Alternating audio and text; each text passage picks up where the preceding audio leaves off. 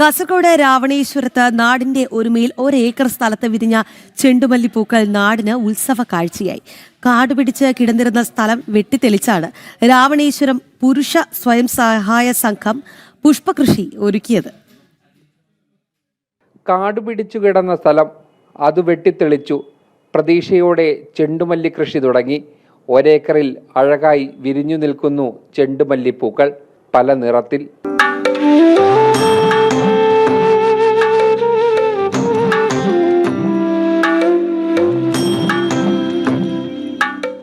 ആയിരത്തി 1700 ഹൈബ്രിഡ് തൈകളിൽ നിന്നും മികച്ച വിളവാണ് ലഭിച്ചത്.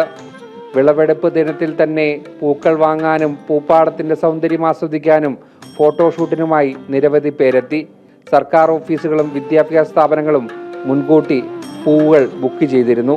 അപ്പോൾ ഓണത്തിന് നമ്മുടെ പുറത്തുനിന്ന് ആണ് സാധാരണ ആൾക്കാർ വാങ്ങിക്കുന്നത്. കാഞ്ഞങ്ങൾ അല്ലെങ്കിൽ പുറമേ പോയിട്ടാണ് വാങ്ങിക്കുന്നത്. അപ്പോൾ അത് ഒഴിവാക്കാൻ നമ്മുടെ നാട്ടുകാർക്ക് നമ്മുടെ നാട്ടിൽ തന്നെ ഉണ്ടാക്കുന്ന ചെണ്ടുമല്ലി വിതരണം ചെയ്യാന്നുള്ള ഒരു ഉദ്ദേശമാണ്. അപ്പോൾ വലിയൊരു നിരക്കില്ലാതെ നമ്മൾ അത്യാവശ്യം മിതമായ നിരക്കിൽ നാട്ടുകാർക്കെല്ലാം ആവശ്യമുള്ളവർക്ക് പൂക്കളം മത്സരം നടത്തുന്ന സ്ഥാപനങ്ങൾക്ക് അതുപോലെ തന്നെ മറ്റ് വ്യക്തികൾക്ക് കൊടുക്കാനാണ് നമ്മൾ ഉദ്ദേശിക്കുന്നത്.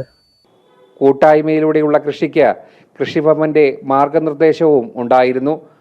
ഒത്തൊരുമയിൽ കൃഷിയിലേക്ക് ഇറങ്ങിയ 11 അംഗ സംഘത്തിന് ഇതൊരു മികച്ച വിജയകഥ കൂടിയാണ്. ജനം, കാസർഗോഡ്.